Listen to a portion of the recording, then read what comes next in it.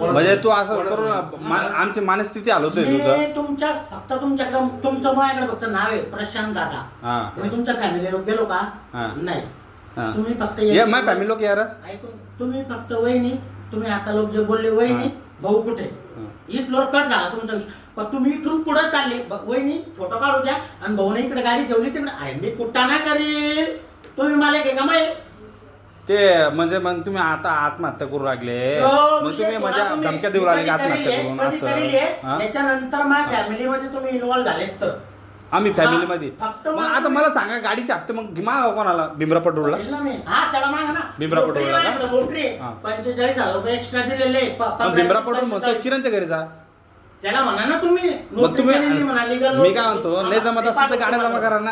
सोडून द्या ना विषय. एवढं काय ताण घेताय? गाड्या जमा करा.